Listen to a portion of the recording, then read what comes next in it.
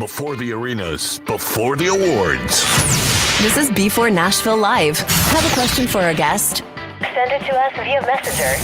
Here's your host, George Davis. Yeah, welcome back to another episode of Before Nashville, where we introduce the country stars of tomorrow to the country fans of today, being brought to you by Go-Go Tuners. And it's a company started by longtime professional musicians. They specialize in instrument tuners with a focus on ease of use, readability, durability, and accuracy. Go-Go's quickly risen to be the go-to tuner of many touring professionals and a favorite of casual players. Their signature green you're in, red you're out screen makes tuning quick and easy, and you can pick yours up at gogotuners.com. Tonight, I want to welcome a couple of guys originally from Sussex County, Delaware. They now reside in Nashville, Tennessee, and they make up a group called Southern Justis. I've got Nate Justice, and I'll let Nate raise his hand so he can kind of see you guys. And then I've got Taylor Bainham on the other side. So, guys, what's up tonight? How's it going? It's going good. How are you doing? Thank you for having us on. Great. Well, man, I'm glad to have you guys on. And I didn't know until I did an interview with a past guest that you guys were all roommates. And I told you earlier, I recognized the flag behind you because Ty was told me that y'all were roommates. Yeah, and listen, rent's a little expensive here, you know. We got I hear you. Well, he did give me a little lowdown, so we'll get into that a little bit later on as well, because we've got some fun lined up tonight. But first off, tell me a little bit about you guys. I mean, you guys, I know this for sure. You've been best friends since 6 years old. That's right. So kind of how it all started. Well, it originally started a long time ago in 5th grade when we decided that we were going to make us a little rock band because we were obsessed with Green Day and Fall Out Boy and all kinds of weird stuff. And so we did that, and then neither of us really thought about music for a long time. Taylor had a little rap phase, and I kind of helped him out with that sometimes. But I guess we were both in college, and Taylor called me up one day, and he was like, "Man, I'm starting to write songs." And he had taken a trip to Nashville and fell in love with the place. And I was like, I can sing a little bit, so why don't we see what we can do here? We did a Facebook video one time in his parents' basement, and I think the first one we put out had like 8,000 or 10,000 views. Wow. Yeah, and we're like, all right, well, maybe this can work. So we kept doing that, and then Taylor's like, dude, I'm moving to Nashville, and I was like, well, I don't want to go work for some Joe Schmo company, so I might as well move out there with you. And then Southern Justis was born. So that's a great story, man. I mean, you guys growing up together and just taking it from there. That's pretty cool. Now, tell me a little bit about the difference between the music scene in Delaware and the music scene in Nashville. Well, it's probably a few and far between. I think mostly in Delaware. I mean, you have some country acts that come out of there, like Jimmy Allen and Chuck Wicks are both from right around where we live. But as far as the music scene, I mean, it's mostly just, cover bands. There's some county fairs, and like the Nanticoke River Fest is another one too, and just bars and everything, just cover songs and stuff like that, 3-4 hour gigs. And so, I mean, it's nothing like Nashville. There's no writers' rounds. There's no just gigs of like, hey, it's Southern Justis or it's so-and-so, unless you're, a big act coming through to like the Bottle and Cork and Dewey Beach. For the most part, man, it's just 4-hour cover gigs at a bar, and you're playing for tips and free beer. I think to kind of piggyback off that, as far as the music goes in Delaware, we're from the southern part of the state. And I have to tell people this all the time because they're like, oh, you're a city boy. You're from the north. I'm like, y'all ain't never been to where we're from. It's super, super rural. I'd say 85% of the people that we grew up with, I'd say 90% of the people we grew up with, they all listen to country music. That's their favorite genre. All the bars you're going to go in are most of the time going to be playing country music. We live close to the beach. All of those venues over there bring in country acts. Morgan Wallen's played there, Jake Owen, the list goes on and on. Right. So I have to explain to people that, hey, just because I'm from Delaware doesn't mean we don't throw down. And that's kind of why we grew up on country music, and that's why we're doing it now. Right. So how old were y'all when you first said, music's, I mean, you talked about being in, like 5th grade and doing the band thing. Is that when you decided, hey, we're going to make a go at this? Or was it just a hobby at that point? It was, I mean, even to call it a hobby is probably a stretch in 5th grade. I think it was just, we were kind of going through just that, like Nate said, that rock phase, and he was playing drums. And we had another buddy whose name was also Taylor, and he was, he could play guitar. And I hadn't even really learned guitar at that point. I hadn't even gotten into that. And we just formed like a little trio, and our band name was Permanently Grounded because we were in fifth grade? Yeah. 5th grade. And we just played at the talent show, and that was pretty much it. Then we broke up after that. We were no longer a band. We were still friends, but we stopped playing. And then, Nate still had the hobby on the drums, and then kind of got off of that. And I didn't pick up guitar until I was 21.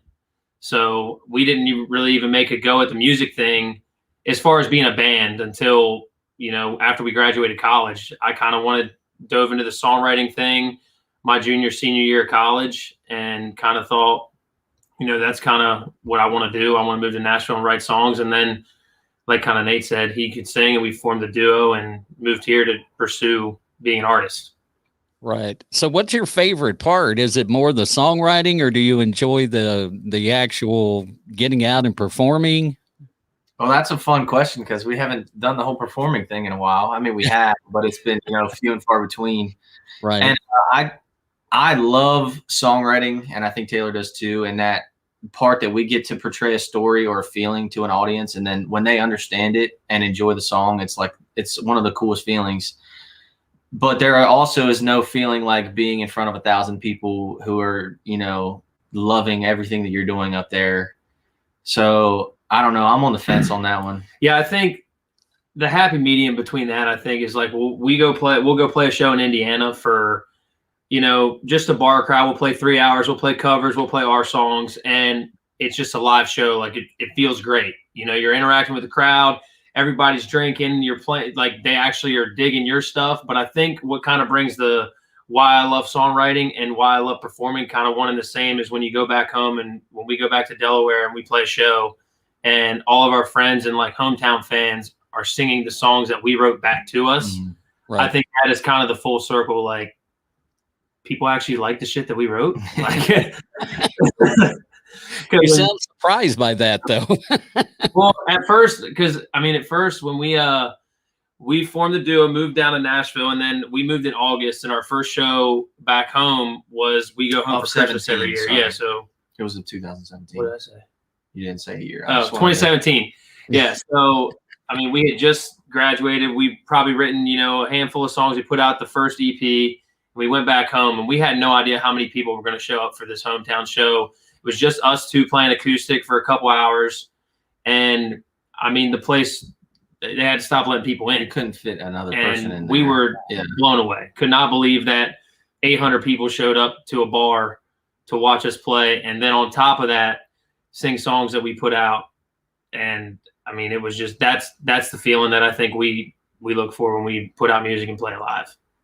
Wow, man, that sounds so great, because it's like you guys, you're working so hard at something, and then you go back home and you find out you have that big crowd. And I know there's the country music scene, like you said, it's big in your part of the state, and it's always weird because people think the Northeast have no idea what country music is. Mm-hmm. And I've talked to several artists from the Northeast, and they're like, we've got country music here too, and I know it's everywhere. It's widespread. So it's kind of a cool thing that you guys are able to, go back home and you see that interaction with people that love your stuff so much, whether they're friends or they've heard about you or, whatever, it's still good to feel that way. Mm-hmm. Oh yeah. Well, for the most part, our friends and family are the most honest with us. Like, if we'll send a song to our dad or our friends, they'll be the first ones to tell us that they don't really dig it, or, they wish something happened at this part of the chorus. And then you do get even the hometown people back home that we don't know that genuinely love it. And it doesn't matter what we put out. Yeah. They'll be along for the ride. So that's pretty cool. Right. So have you had some of your stuff on local radio stations back home to where people? You hear it? The first EP that we released, it had our debut single on it called Better Off. And that song, I mean, it did, like, we thought we were on top of the world when that song came out. Like, people were streaming it like crazy. So we got, I think it was 3 local radio stations on board with that. We went into 2 of them. There's these 2 guys called Whiskey and Randy. They did an interview with us when we opened up for Jimmy Allen a couple years ago. And so we were playing a little bit around the Delaware, Maryland, Virginia area. But since then, you know, we're doing anything we can to get a song on the radio. I think one of the radio stations, it was 107.7. The guy's name was Big Red. He moved to Wisconsin, but he was the first one to reach out to us and talk about getting our song on the radio. And he brought us in for the interview. So he moved to Wisconsin for his own radio station or own radio show back there. And then the station that our song was playing on every week shut down. So that was like our friend. We're like, holy crap, we're on the radio. And then after like a week and a half, we're like, oh, not anymore. And then, like Nate said, the other ones hopped on board a little later, but that was a song that was kind of on there locally. That's pretty cool. So you're writing. Who are some of the influences that you guys cite for your writing? I'll let you go first. Okay, well, I know Garth Brooks didn't write a lot of his songs, but my mother, she loved her some Garth Brooks, and in turn, I loved Garth Brooks. I remember the little case she had, and it was just Garth CDs, and I would run through every record. And I mean, songs like That Summer and The Dance and The Rodeo, like, what's the Thunder Rolls? Like, it's like a movie in your head, you know. When he's singing Thunder Rolls, you can see everything that's going on. You know what's happening. And I want to incorporate that in my songwriting. I want people to be like, I feel like I'm watching a movie, but I'm listening to a song. You know, I kind of want to go through that story. So he's my biggest influence as far as that. Yeah. And for me, I got to go with Eric Church. I think that was kind of when I've always listened to country music, but I think when I really dove into Eric Church when I was in college, I think that was kind of the turning point for me. And also Stapleton too. I saw him when I came to Nashville for the first time, and that changed my perspective on things of just how to write songs. Even somebody newer now like Hardy. I think his songs, just the way he writes melodically and lyrically, is just something that's really not been done before. Mm-hmm. And I think a lot of people in Nashville, including us, sometimes will be in a room and we'll be like, man, like, it needs to be a little bit more Hardy-esque. Like, what if we do this with the melody? And so, I mean, you hear that come out a lot in some of our songs too. Right. And I mean, everyone you mentioned, I'm like big fans of Eric Church, Chris Stapleton, Hardy. I love all their music. I'm super excited. Tomorrow, Eric's dropping the Heart album. And I tried to pre-order it and I couldn't because they were sold out. I was a little upset by that, but I'll get over it. I got people that got it all early today. They're in the church choir, so I'm going to have to go steal the vinyl records from them and listen to them for a couple weeks. There you go. There you go, man. It's going to be a great album. I'm super excited about it. But now you guys have you've put out 2 EPs now. You've got one that with Better Off, and then you've got a newer one that you just released that's got some fantastic songs on it. I mean, I've been listening to it today. I've been streaming your stuff today and listening. Appreciate it. Yeah, it's that one's called Over the City. That was I think that was the EP we were most excited for. I think it's the most, like, the bundle of music we're most excited that we got to put out, just because the first EP we put out, I think we were green. I mean, we rushed it. We 100% rushed it. We still will listen to that EP. We'll go back and be like, man, like, we thought that was the thing to do. And, you know, you get here long enough and you realize that this is now a singles market. Nashville's a singles market. People want to listen to one song and then they want to go to the next artist and listen to their best song. And when we were kind of coming together with these songs for this new EP, we know coming into it that the EP is not going to do as well as the single is. We knew that. But the 4 songs that we picked out of there wasn't one of them where we were like, we can leave this out and wait on this one. Because when you let a song marinate that you love, you're going to write a better one. And then it's going to go to the back burner, and then you're never going to do anything with it. We actually have one recorded right now from 3 years ago that we haven't done a single thing with, that we loved then. I would never put it on any record now, because And I think that's the cool thing from our first EP, South of Somewhere, to the Over the City EP, is as a songwriter and as a vocalist and as a guitarist and as a performer, you grow so much. You know, we've been here 3.5 years. My voice has gotten stronger. He's gotten better playing guitar. Our songwriting has gotten a whole lot better. And I think if you were to take those two EPs and put them together, you would see that, you know, like Over the City is such a well thought out song than some of the ones that we did on that old EP. So I was super excited about this project. Yeah. The song itself is super good. And we're going to get into that here in a few minutes and let folks hear it, because I want to share it with them and give them a taste of what Southern Justis is. And then we'll talk about the backstory, where it came from. When you listen to the song, you kind of figure out part of it, but it could, you know, it could go for anywhere. We'll leave it at that. So aside from the writing influences, and Nate, you've already talked about Garth Brooks being a big influence on you. Who are some of your musical influences that you just like all the time? You had to listen to them. All right. So growing up, me and Taylor both played a lot of baseball. And growing up, my dad was a huge classic rock guy. ZZ Top, Kiss, Aerosmith, Queen. And my dad had the Kiss Greatest Hits album in the truck. And every weekend we'd drive to a new tournament. We'd play a baseball tournament somewhere. And I'd be like, Dad, you got to put on that Kiss album. I'm like 13 years old. I'm like, you got to put on that Kiss album so I can get pumped up. And I mean, I could sing every word to every song on that album. But Queen is like one of my favorite bands. Freddie Mercury is incredible performer. Yeah. I learned a lot from him, like just studying him and how he performs and how he encapsulates a crowd, which I think is really cool. So I kind of grew up on the classic rock and the country vibe. Mom was country, dad was classic rock. So that's how it started for me. Yeah, for me, I mean, I was kind of the same boat. Like I remember, you know, driving around my dad listening to AC/DC, or like he had the Aerosmith, the Pandora's Box, like 3 CD set. I remember listening to that. When I was in high school, I was really big into just hip hop and rap, like Eminem, a guy named Hops, and I was everywhere. I was punk rock too, Fall Out Boy, Yellow Card, and then I was Brooks and Dunn, you know, old Luke Bryan, Kenny. I mean, I was all over the radar.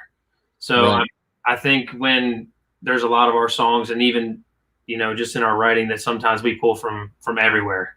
Oh yeah. Do you feel like that's made you better songwriters and artists itself, and having such an eclectic background of music and the taste being so much better? Absolutely. I feel like there's no wall in front of, there's no obstacle that I don't think we could stay behind when it comes to trying to write a song. Like, I mean, even like we were just talking about Hardy, even some of his stuff is more along like melodically, like rappy, like the way he just like goes line for line. And I think that now if I never heard that or any rap back when I was in high school, I think I'd still be pushing the same old, you know, country licks that have been going on for years. Yeah. Right. I think as far as Hardy, like he can rap in a song that makes you feel like you're listening to a rock song, but he's singing country lyrics. And it's the coolest thing how he can take, like he can rap and then you're listening to 3 heavy hitting guitars and crazy drums, but then he's singing about his boots in his truck. And it's just like, some people are going to hate it. A lot of people are going to love it. And I just think that's the transformation of country music, because country music isn't one genre anymore. There's so many different ways you can go with it, and you can get mad at it, or you can be like, okay, which one do I want to do, or which ones do I want to do? And you can go from there, you know? So there's no sense in getting mad about it, about pop country. If someone wants to listen to pop country, then they will. We don't really love it, but that's their lane and we have a different lane, and that's fine, you know? And I know, like, we know friends here too that are into like more of the country rock or punk rock country scene. And we know people that are in the hip hop rap scene. And I think that, you know, if they ever came to us or we ever got together and wrote a song with them, I think that our musical background and influences would help us writing with them, is aside from just being like, hey, all I did was listen to, you know, 80s, 90s, and 2000s country growing up. I don't know anything about this rap thing you're talking about. I think that helps us a ton. Right. So you're you're going through, you're playing. I mean, you played in Delaware, you played in Nashville. What's the one venue that you guys say would, I mean, if you've got the same one or separate ones, is your favorite venue to play in? Our favorite one that we've ever played in? Yeah. Okay. What do you think? I'm going to say Rudder. Yeah. There's this venue back home. It's in Dewey Beach, Delaware. It's called the Rusty Rudder. And it's a beach bar right on the water. And before COVID hit, Jimmy Allen was doing a charity event for Rehoboth elementary schools there. And he would headline and, he asked us to open for him before COVID hit. The first year, and we opened up the second year. And man, both years we went down there or up there, I guess, and played full band. And I think that was kind of the time where there were Jimmy Allen fans and Delaware fans that didn't know who we were, and they loved it. And then you could see our fans, you could pick them out in the crowd too, and just singing our stuff, and people next to them being like, how do you know their song? Like, who are these kids? Right. And so that was probably my favorite venue to play in. Well, we were gonna play Cotton Eye Joe here when the snowstorm hit in Nashville, so that didn't end up happening. That probably would have been my favorite. But the last few years we've been playing in the Songwriters Festival down in Key West, and I remember our first year there, we played at this bar on Duval Street called Dirty Harry's. It was right after Tyler Farr got done headlining the show on the street. And there had to have been 600 people in this bar, and we're just up there having the best time. We're drunk as can be. I mean, because you're in Key West, why not? But we're on vacation. We're in Key West. It's 75 degrees outside at night, and we're singing to 600 drunk people, and that was a cool time for us, I think. So yeah. When you're up on stage, what's the most exciting time for you? I think for me, I wish I could say it was our own song when it's time to play one of our own songs, but I think when I get most excited is we do a medley, and we'll start with Fishing in the Dark, and we'll play a verse and a chorus of Fishing in the Dark, and then immediately our lead guitar player will just start playing that intro riff to Beer Never Broke My Heart. And I think that just it matches up perfectly. Yeah, it matches perfectly, and just those 6 minutes that we have playing that song, that medley is probably one of my favorite times on stage, just because it's rocking. Yeah, and bang the whole time. So I think one of our more popular songs, especially with the fans back home, is this song we have called "Stranger," and it starts off real soft with the band. There's no drums, real easy guitar, and I for some reason I always do this. I set the mic on the stand, and I just put my hands on the mic, and I just sing it as well as I can. But there's not a whole lot going on with the band, so you can hear them singing it back to you, and they know every single word. And that song ends up, getting really into it. And I just love playing that song so much. So, right. So you guys, I mean, first let me say this: y'all are part of another podcast called Straightforward, which I've listened to. And I heard a story that you told about you were out partying one night and you jumped in a boat. Oh yeah. Oh. And you took off. I'm great about that because I'll give the a short synopsis of that story. Okay. All right. So, me and a couple buddies back home, we were drinking at the local tavern. And there's a lot of water in Delaware. There's bays and rivers, and everything connects to the ocean. So we were a little bit too drunk to drive, but my buddy says, "Hey man, we can take my dad's boat over to the bars," which a lot of the big party bars are on the beach. And we're like, what a fantastic idea. So we get in the boat. It's a 45-minute boat ride from where we were at to the beach. We get there fine. It's dark at this point. We end up getting just absolutely inebriated at this point. A lot of things happened. We finally get back to the boat, and there's cops follow us, and they're like, "You're not taking that boat back home." And we're like, "Oh yes, we are." Got the boat in gear, and we're on our way. Well, normally you have a line that on the plotter where you got to where you were going, and if you follow that line, you're going to be fine. Well, we had a friend who was he actually works for a tugboat, and he's like, "No, I got a quicker way." He's completely drunk, turns the boat, We hit a rock jetty. The boat is teeter-tottering on the jetty. There's a hole in the boat. We had to wait for the tide to come up before we could get back into water, or where the motor would get going again. We finally get going, and we were like a half an hour from home, and then the motor turns off. So we have to call our buddy's dad, and he's not happy. While the boat is sinking, it's filling up with water. Oh, no. And we stole some crabs out of some crab pots. It was just the whole night. We didn't get home till 7 o'clock in the morning, and we left at 9. So that's one I cannot wait to tell my kids. I cannot wait to tell them. And tell them Right. It sounds like it was a good time.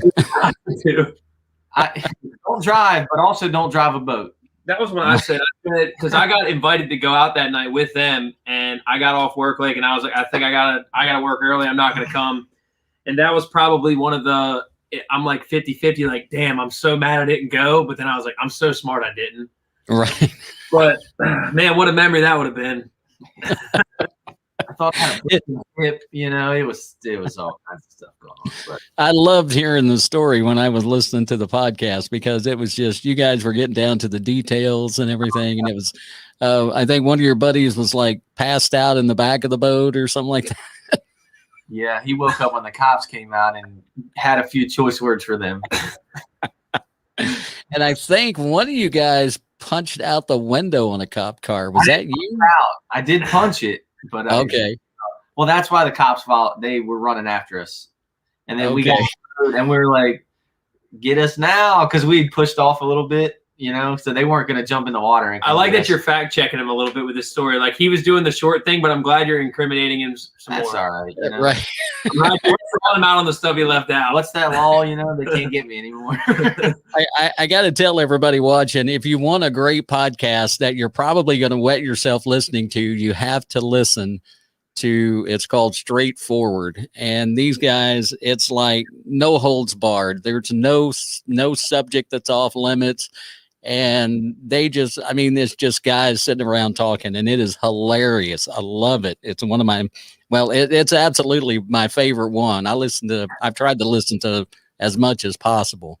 Yeah, I told myself, I was like, all right, I'm not going to listen to any of these. And I had to drive back to Delaware for Easter. So I was like, I'm just going to binge my own show. Like, and it was kind of weird, but I was finding myself laughing so hard. And I'm like, I knew that was coming. So yeah, if you guys want to check that out, it's the Straightforward Podcast, FOUWARD. So like the number 4. It's a good time, but it's not safe for work. That's for sure. Exactly. Yeah. Definitely don't listen to it around the kids. Don't do that. So you guys have got the new EP out. It's called Over the City, and I got to tell you, I was all prepared tonight, and I've got my songs all laid out and everything. And then I get an email from them today, and they're going, "Here, do this one." So I get home and I'm like, "Oh my gosh!" I tell my wife, so I'm gonna have to eat quick and get downstairs because I got to change the song. Oh, sorry. But that's all right. It only took me about 2 minutes. Yeah. And so it was a great time. So let's give them a little taste of that. And it's actually the title track off the EP, Over the City is the song. And listen to it as it's playing, and just kind of give it a little bit of a, just think about it. Okay. Just think about the words and see if you can figure this out. All right. It's called Over the City. It's Southern Justis on b4Nashville, where we're bringing the country stars of tomorrow to the country fans of today.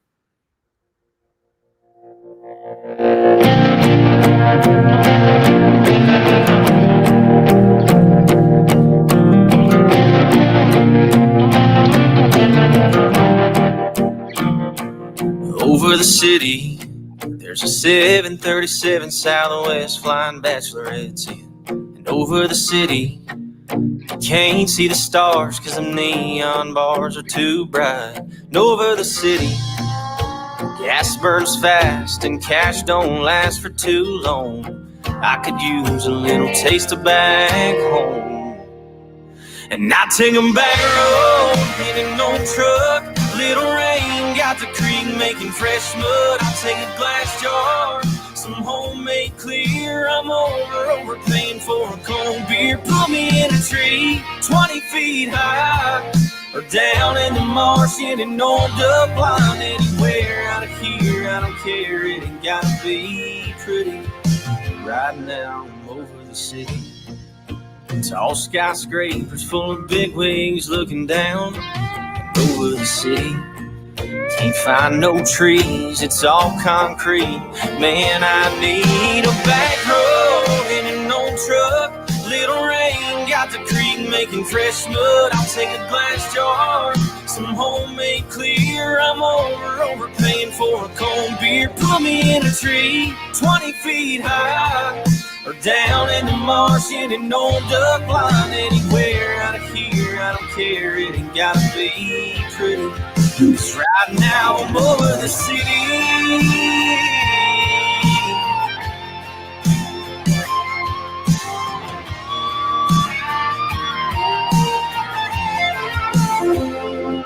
Out in the country, there ain't much here. The corn grows tall and mom and daddy are near.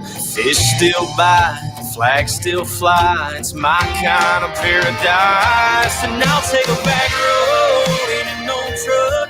Little rain got the creek making fresh mud. I'll take a glass jar, some homemade clear. I'm overpaying for a cold beer. Put me in a tree 20 feet high, or down in the marsh in an old duck blind. Anywhere out of here, I don't care, it ain't gotta be pretty.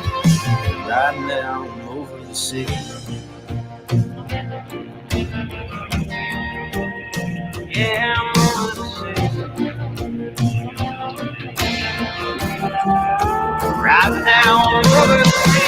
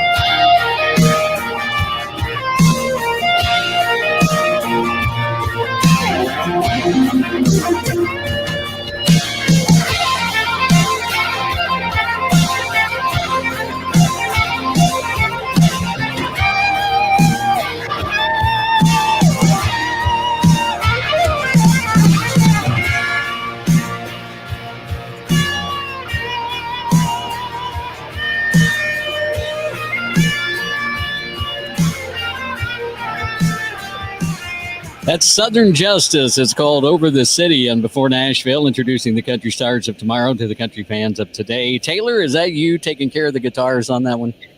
I wish. It was our buddy Jacob Garner, and he is our lifesaver a lot of the times when we're on the road. He's our band leader. He's a co-writer. He's a good friend. And anytime we need some crazy guitar licks, he's our first call.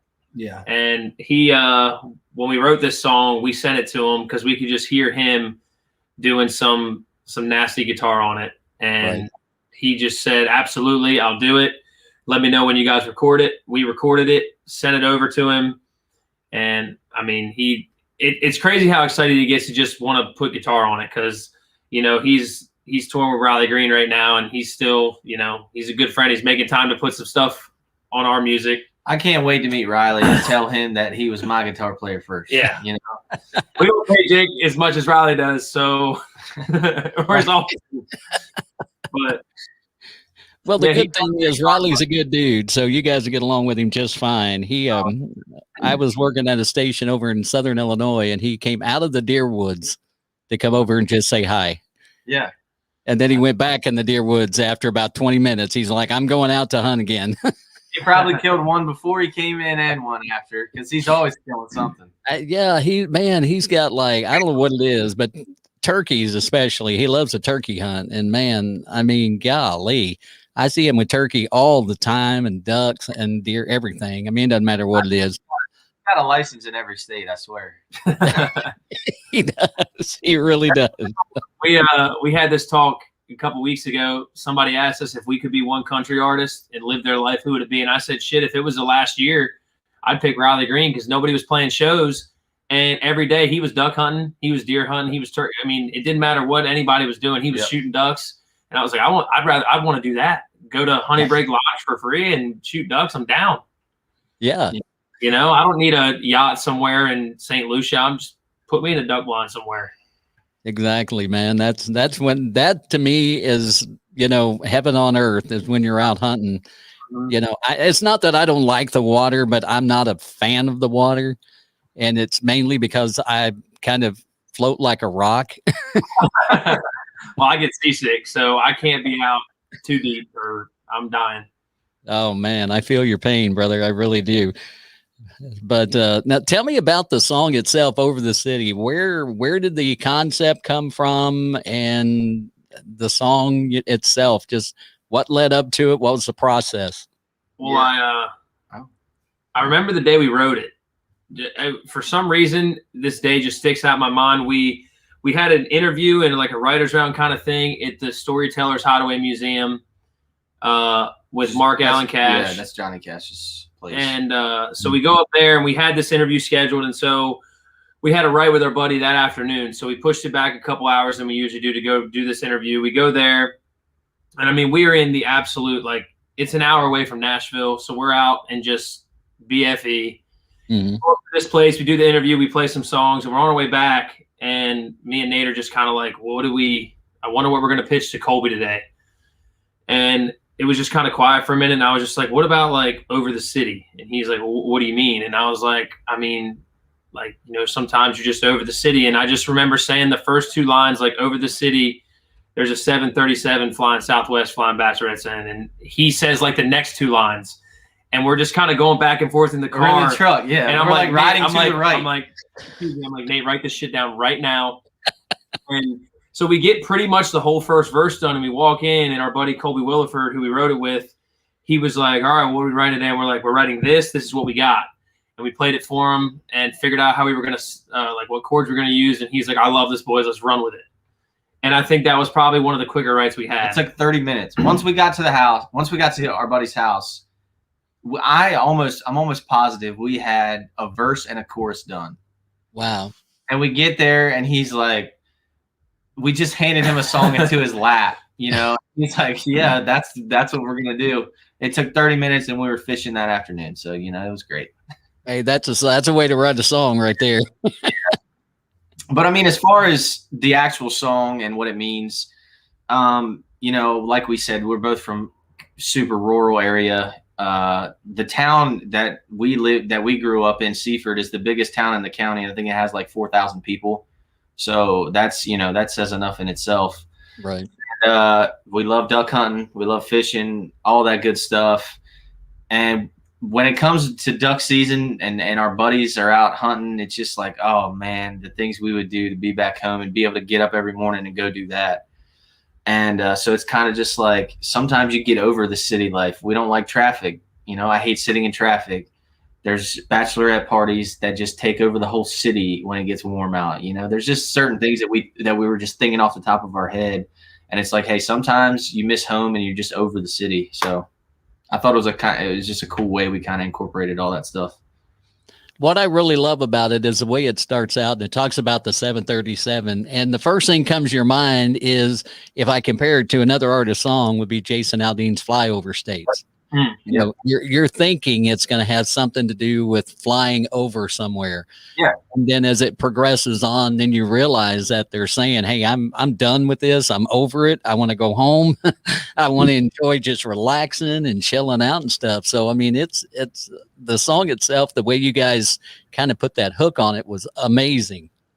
Thank you. Yeah. I think it was just, I mean, to be honest, like, we don't hate Nashville by any means, or any city. I think, I mean, my mom asks me every now and then if I'm ever moving home, and I tell her no, that eventually I'm just going to keep moving further and further south out of Nashville until about an hour away. But I always love going back to Delaware for duck season, or in the summer to drive on the beach and, you know, hang out with friends I haven't seen in a while. And I think that every now and then you just kind of need that reset button. And I think for us, you know, where we are home back in Delaware is our reset button. Right. Right.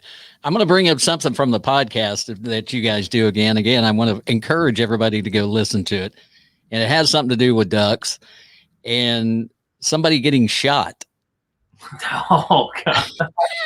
You're just pulling out all the dirt on us. Hey, man. I love that it. now when we look at our podcast stats that you're one of our only viewers. So we get two. When it says that 3 people listen, we know one of them's you. So we get appreciate more than that, right? Come on now. Yeah, that's always the best. Yeah.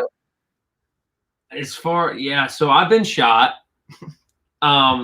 Just to put it briefly, but I mean, yeah, it was with I was hunting with one of my buddies. We were goose hunting, and it was our senior year of high school. It was in January, and we were hunting out at my grandfather's farm, and there were these 2 geese in the middle of the pond. We were walking out to hunt, so we had the decoys. We were going out there.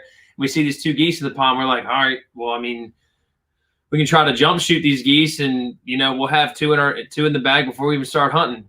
And so we're sitting here trying to figure out how we're going to kill these geese in the water.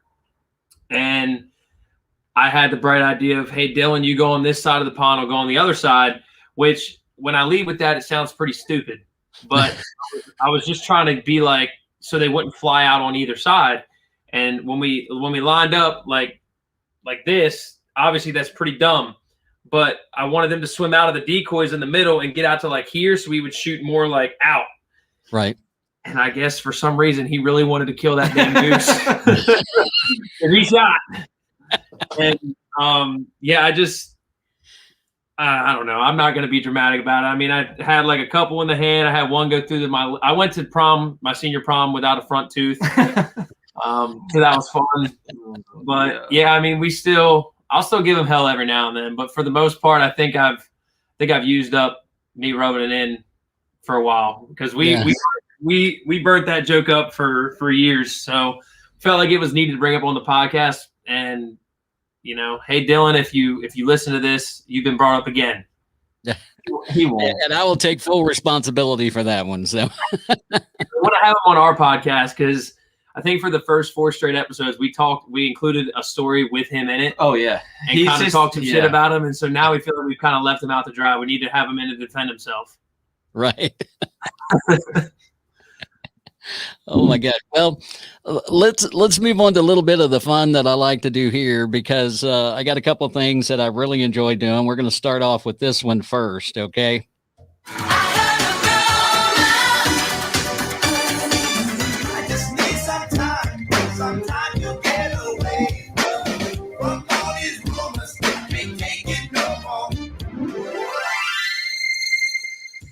So I heard this rumor that, and I think, Taylor, I think it's you, that every Halloween you dress up as Eric Church.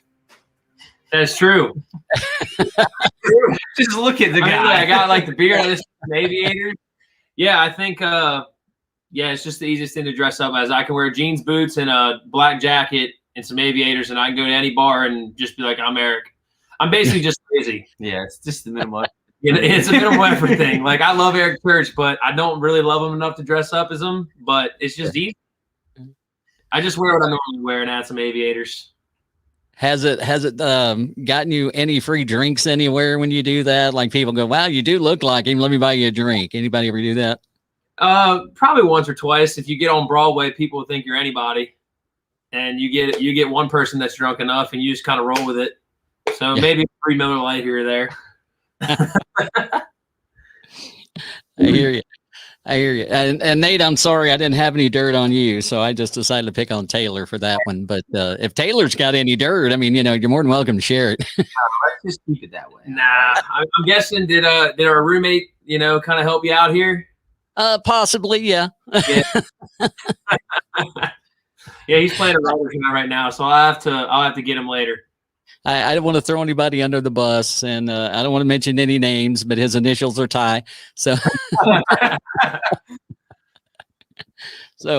and on those lines, I've got a new little thing that I like to do, and this is where I pull questions out. Okay, so I'm going to kind of give you a little bit of what to expect. I'm just going to pull some questions, just kind of out of the air, almost. All right. And this is a brand new segment, and let's just hop into that, and then I'll ask you guys some questions, okay? What the hell? Yeah, this is called What the Hell. And so I'm going to start with Nate. Since he didn't have any kind of dirt, we'll start with him. So if humans came with warning labels, what would your warning labels say?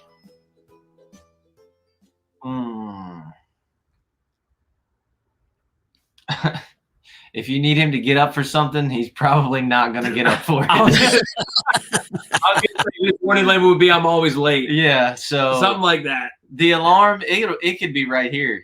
And I'm sleeping. That's just how it is. All right, so Taylor, I'm going to throw this one at you. In one sentence, sum up the internet for me. A complete shit show.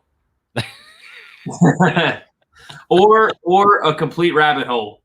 Yeah. Depends on what part of the internet you're looking at. Right. If you're YouTube, just like going down the rabbit hole of like ocean animals, What? dude, you like Planet Earth, like that shit. I love Of all the reading- I things love that he listening. could have said right The there, we're ocean talking is about so ocean unexplored. animals. Ocean, they're still unexplored. I guess. And Or- this from the guy who gets seasick. 100%. All right. Nate, what's something that everybody looks stupid doing? I can't be dirty. Okay. I can't do straightforward fashion. I gotta be clean here. Oh my God, this is hard.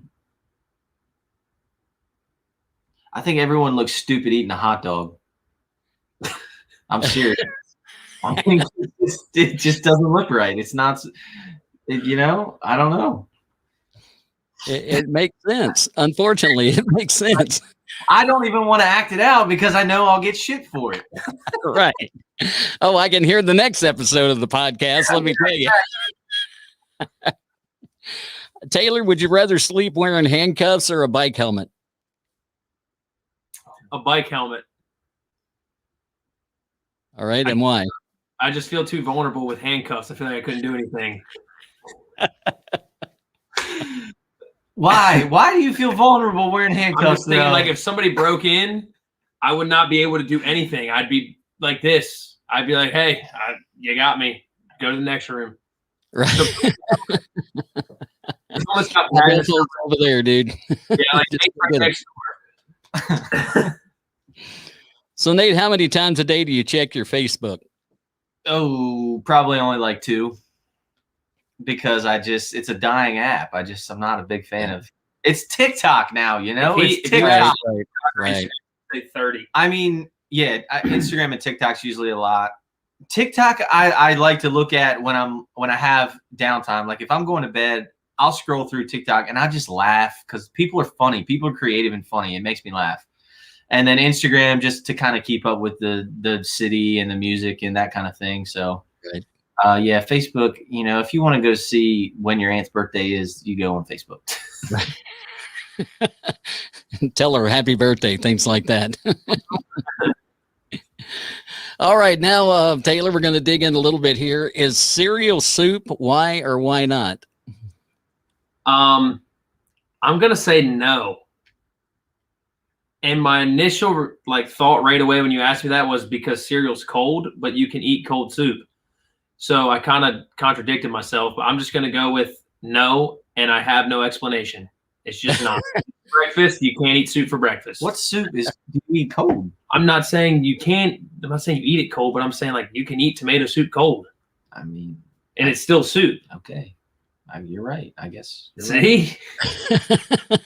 You can piss in the sink, but we usually don't. That's my point. Yeah, I don't think it's soup. All right, Nate, here's a good one for you. When was the last time you wet the bed? I'm trying to think of some drunk escapade in college. Oh, it wasn't my freshman year. You know what? I'll just tell the stories. I don't know how I remember this, but this is the only part of the night I remember. I was so drunk that I woke up and I was peeing in bed and I stopped and I was like, I need to go to the bathroom. Well, I thought the bathroom was my trash can in my dorm, and it was a mesh trash can, like it was wire mesh. And then I came to and was like, what are you doing right now? This is not right. So then I had to clean it all up, and I don't think I went to bed that night. So that was the last time. I actually know that was the last time.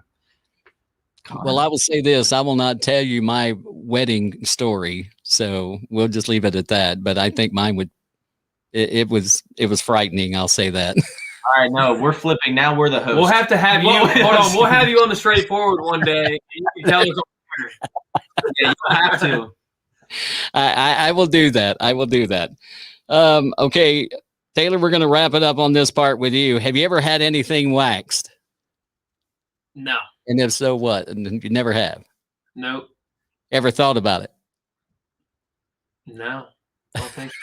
I'm thinking about it. Hold on, I'll butt in. I have a story for this. So okay. Me and Taylor have this awesome hairdresser here that does our hair, and her name's Jessie, and she's a fantastic human being. But she used to work at like a really girly like salon, and me and Taylor don't care. They had wine and they had beer. We were like, we'll go in here and get our hair cut. We don't mind. So she does the shampoo and everything. So one time she cuts my hair and then she gets me in the shampoo. And I'm laying there and I have my eyes closed and I have a hot towel over my face and I feel this hot stuff go right between my eyes. Now, granted, I don't have a unibrow, but there's probably, some sprouts, Right. Like there's no unibrow there. But I felt hot wax and I was like, what is that? And this girl goes, yep, that just won't do. And she puts a strip on there and just waxes my eyebrows. And I was like, what is going on?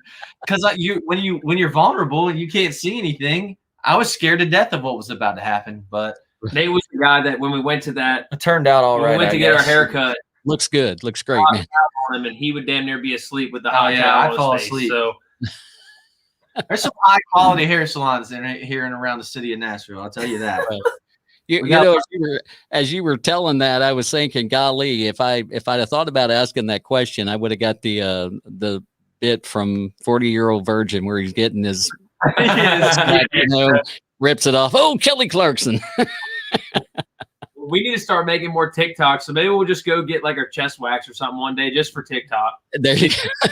Like, hey, go stream our new EP. We're gonna go get our back wax now. Kelly Clarkson. Right.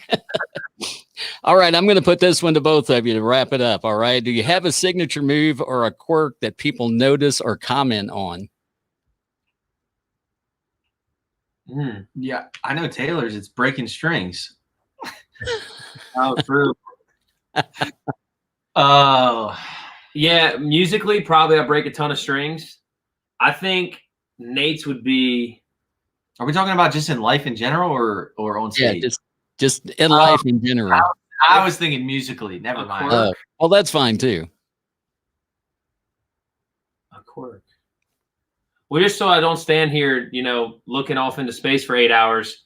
Musically, I think Nate's is like Nate could mess up on a note, and I'll know because I'm next to him. But like the 200 people in the audience, drunk as shit, won't know. Right. But then after the song's over, he's like, "Hey guys, I'm really sorry I messed up on that note," and I'm like, I'm so self-conscious. have to say that. I want to nobody bring the full experience. So I think that's his quirk. Is every time he messes up, like he just apologizes for it. Forget a word, or if he forget anything like that. That's probably his quirk. So I break his tongue strings, and he's just apologetic. Well, that's one of the things that they tell us in radio, because I work radio during the day, and they always say if you mess up, you never admit it. You just go on. Yeah, they told me that for years, but I keep doing it. So with COVID and everything, I mean, I know you guys have kind of been shut down as far as shows go for the most part, but what do you got coming up in the near future? As far as, writers, we do a lot of writers rounds here in Nashville, and that's, 3 or 4 artists get up on stage and sing their original songs. I know you know what a writers round is, but some people might not. Right. So we have one of those on Tuesday night, and we book those, just random friends will call and be like, hey, I got a spot, or we'll get one and call some friends. So we do those quite frequently. As far as big band shows, we actually have our friend has a property in Maryland. It's like a huge property, and we're trying to put on an absolute shindig of a 4th of July party out there. Oh. So that's going to be really fun. Full band. We'll fly the band out. We'll have a blast with them, and then we have a couple more. We have May. Yeah, we have the Songwriter Festival coming up in Key West. Is the one in May, and then in July, we're going out to Wisconsin with our buddy Corey Wise, and we're playing a festival with him, and then I think a bar gig with him as well out in Wisconsin. So that'll be our first festival, actually. Yeah. So outdoor festival. That's going to be cool. Wow, that'd be great. A bunch of drunk Wisconsinites. Right. Yeah. All those cheeseheads running around. Yeah. And I say that out of respect. So Corey, the other guy, the guy we're opening up for, is also one of the hosts on the podcast, and we give him shit all the time because Nathan's been out there. He says that they're just some aliens. They're a different breed out there. So we give him hell for it. Yeah. But we're excited to go out there and play for the aliens. Yeah. It'll be fun. I was just talking to a friend of mine today. She's an artist, and she's from Wisconsin. So I don't know if she's watching tonight or not, but Bree, no offense. No, not at all. Not at all. The people are great, but I can't get over the accent sometimes. Oh, yeah. It blows my mind, but anyway. That's one thing that I've noticed about, and I'll say this, I'm, being from the southern, Midwest, I guess, is where I'm from. But when you guys started talking, I was expecting to hear more of a Northeastern accent, but I don't hear that out of you guys. It's like, even though you've been in Nashville, and I don't know if you had it before or what, maybe it's because you're from Southern Delaware. I don't even think that. I think Delaware just doesn't have like an accent. I think people consider us like in the North. Like I've been to bars and people are like, where are you from? Like Delaware. They're like, oh shit, you a Patriots fan? Like that's up near New England. And I'm like, no, Virginia. Absolutely not. We are nowhere close to New England. We hate the Patriots. So I think we're just kind of in like the neutral zone where nobody has really any accent. But it makes me think like a lot of the like parties that we used to go to in high school, like these kids are redneck. Like I always think of like Connor's father-in-law, Minnie's dad. Like they just have the thickest accents. Taylor brings his dad. Like a lot of people like that. They sound like they're from Alabama. Like they really do. Wow. And I didn't get quite that much dialect, but a lot of them do have that southern drawl. But I mean, that's just kind of how you were brought up. We were brought up cornfields and chicken houses. Maybe that's why we sound so much alike, because that's exactly what it is around here: cornfields and chicken houses. We brought our band. 2 of them were from Georgia, and one of them was from Illinois, and they're like, "This is nothing like I expected Delaware to be." And I'm like, "I tried to tell you that it's not like anyone thinks. Like this is BFE. We live in the middle of nowhere, but we do have the ocean, which is cool." Yeah. That kind of that is neat, because you feel like you're, like you say, you got the cornfields and the chicken houses, and then you got the ocean, so you can say, hey, I've seen Delaware chickens and the ocean all in the same day. Do it all, right? I mean, it's literally just a town, some cornfields into another town, some cornfields into another town, some cornfields into the beach. Yeah. It's all it is. The only area that gets congested is the area by the beach, only in the summertime, because your Virginia, Pennsylvania, New Jersey, Maryland, all those people come to the beach. So right. And then, of course, when it's harvest season, because then you got the tractors and the combines out on the road, so it's going to clog everything up too. That's the traffic I love. Yeah. That's the traffic we would sit in. International harvester. Yeah. There you go. Say. Well, guys, I tell you what, man, y'all have been a great couple of guests, and I really appreciate you coming on tonight, and I thank you. And I will continue to listen to the podcast. Again, their podcast is called Straightforward. You got to go check it out. How many episodes do you have right now? We 12. Just put out 12 today. 12 came out today. Okay. Yep. I think I'm probably about halfway through them then. I think I'm on 6 right now. Yep. You got plenty of laughs to come, I promise you. And we got all 4 of us have a bunch of stuff coming up. So we usually try to do them weekly, but I think probably the month of May and June is going to be a little scattered. So you'll have plenty of time to catch up, because I don't think we'll be able to do it every single week. So yeah. Yeah, catch up. I have about a half-hour drive between here and the station that I work at. So I'll listen to half of it on the way and half of it back because I have to take a rest. I'm laughing so hard. My stomach hurts. My eyes are watering. I mean, it's a great drive, but I'm on an interstate too. So it makes it kind of dangerous. Well, George, we appreciate you having us on, man. We really do. Yeah, man, you guys have been great, and I'll keep listening to the podcast, keep following everything. Be sure to check them out, Southern Justis. They're on all the socials, the Facebook, Instagram, TikTok, all that stuff. And then check out all their music, which is Spotify. It's on Apple iTunes and all that as well. And the podcast, you guys are on all the platforms too with it. Yep, absolutely. So. That stuff too. And just so that people know, it's Justis. It's a little weird. That's just right. So sorry. Hey, it's whatever works, man, and it looks good. So, so you guys, man, thanks again, and y'all have a fantastic night. And like I said, we'll keep following you and keep listening to the podcast and keeping up with Southern Justis because we definitely want to find out how things are going for you guys. All right, we appreciate it. Thank you. I appreciate it. All right. It's Before Nashville, where we introduce the country stars of tomorrow to the country fans of today. And this has been Southern Justis. So be sure to check us out. We're on all the platforms, Apple, Spotify, Google, wherever you get your podcast, you can find us right there. Everybody, you have a good night, and we'll talk to you again. Have a show coming up Saturday with, if you've ever seen the movie Black Hawk Down, you'll want to see this one because it's going to be a lot of fun as well. So that'll be coming up on Saturday on Before Nashville.